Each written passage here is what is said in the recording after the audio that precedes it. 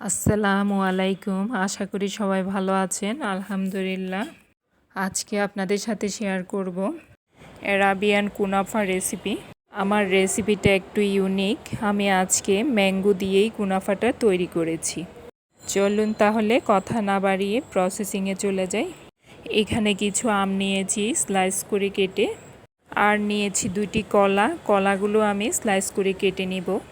এখন ব্লেন্ডারে আম কলা দুটো দিয়েই একসাথে ব্লেন্ড করে নিব।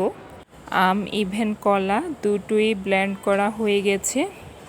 এখন আম ইভেন কলার মধ্যে 1 কাপ পরিমাণ ঘন তরল দুধ দিয়ে দিলাম। দুধটা দেওয়ার পর আরেকবার ব্লেন্ড করে নিব। হয়ে গেল ব্লেন্ড করা।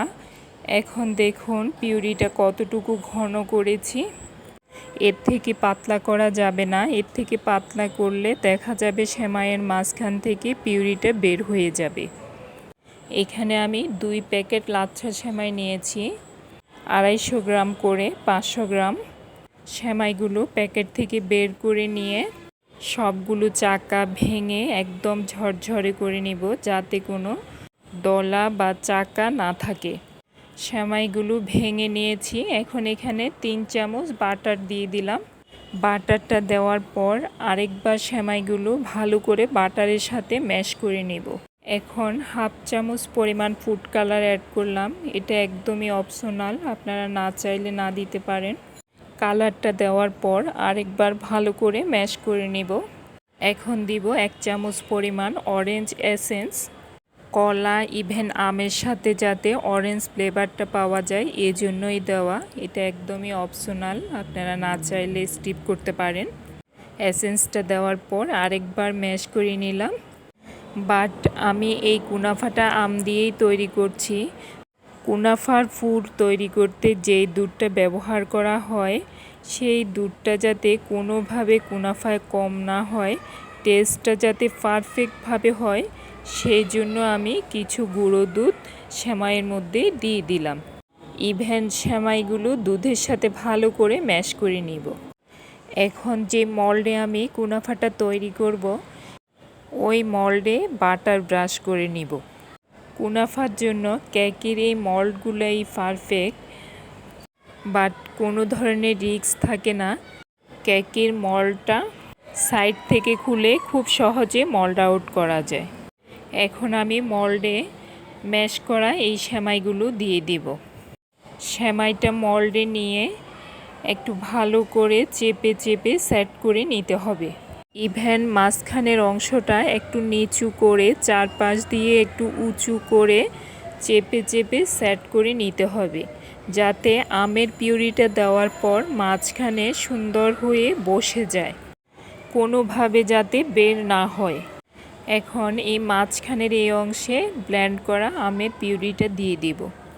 চাইলে এখানে পিউরির উপরে যে কোনো ধরনের ড্রাই ফ্রুটস দিতে পারেন। এখন উপর থেকে আরেকবার সেমাইয়ের লেয়ারটা দিয়ে দিলাম। সেমাইটা দেওয়ার পর আলতো হাতে চেপে চেপে সেট করে দিলাম। খুব বেশি চাপাচাপি করা যাবে না, ভিতর থেকে পিউরিটা বের হয়ে যাওয়ার সম্ভাবনা আছে। আমার হাতে একটু ফুড কালার লেগেই আছে, দেখতে একটু অন্যরকম মনে হচ্ছে, বাট ধোয়ার পরে চলে যাবে হয়তো। এখন চুলায় একটা প্যান বসিয়ে 10 মিনিট হাই হিটে রেখে গরম করে নিয়েছি। বাট আগের থেকেই প্যানের ভিতরে একটা স্ট্যান্ড বসিয়ে দিয়েছি। এখন এই স্ট্যান্ডের উপরে কুনাফার মল্ডটা বসিয়ে দিলাম। ইভেন কেকের মতো 20 থেকে 30 মিনিট বেক করে নিলেই হয়ে যাবে।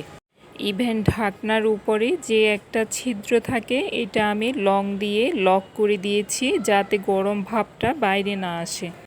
এই পর্যায়ে চুলার ফ্লেমটা আমি হাই থেকে মিডিয়াম ফ্লেমে এনে রেখেছি। পাশের চুলায় একটা পাতিলে 1 কাপ পরিমাণ চিনি নিয়েছি, তার মধ্যে আমি 1 কাপ পরিমাণ পানি দিয়েছি, সামান্য লবণ দিয়েছি। এখন আমি শিরাটা তৈরি করে নিব। খুব বেশি ঘন করব না, 2 থেকে 3 বার ফুটে উঠলেই নামিয়ে নিব। এদিকে আমার কুনাফাও রেডি হয়ে গেল 30 মিনিট পর। এখন আমি চুলাটা অফ করে দিয়ে ফ্যানটা নামিয়ে নেব। চুলা থেকে নামানোর পর কুনাফা গরম থাকা অবস্থায় চিনির শিরাটা দিয়ে দিতে হবে। চিনির শিরাটাও গরম থাকা অবস্থায় ইভেন কুনাফাটাও গরম অবস্থায় দিয়ে দিতে হবে, সেমাইটা যাতে সফট হয়ে আসে। ইভেন মল্ডের চারপাশ থেকে ঘুরিয়ে ঘুরিয়ে এভাবে সব সেমাইয়ের মধ্যে যাতে শিরাটা যায় ঠিক সেভাবেই দিতে হবে। শিরা দেওয়ার শেষে ঢাকনাটা দিয়ে 30 মিনিট অপেক্ষা করব রুম টেম্পারেচারে আসার জন্য। 30 মিনিট পর এখন কুনাফা রুম টেম্পারেচারে এসেছে। বাকি ডেকোরেশনটা এখন করে নেব। কুনাফার মল্ডের স্প্রিং খুলে মল্ড আউট করে নিয়েছি। ব্লেন্ড করা কিছু আমের পিউরি রেখে দিয়েছিলাম উপরের অংশটা সাজানোর জন্য। এখন এই পিউরির উপরে ড্রাই ফ্রুটস, কুচানো পেস্তা বাদাম, কাজু বাদাম, আলু বখরা দিয়ে সাজিয়ে নেব। যথেষ্ট চেষ্টা করলাম রেসিপিটা সহজভাবে দেখানোর। আশা করছি ভিডিওটি ভালো লেগেছে। ভালো লেগে থাকলে আমার চ্যানেলটা সাবস্ক্রাইব করার অনুরোধ রইল। আর যারা সাবস্ক্রাইব করেছেন তাদেরকে অসংখ্য অসংখ্য ধন্যবাদ।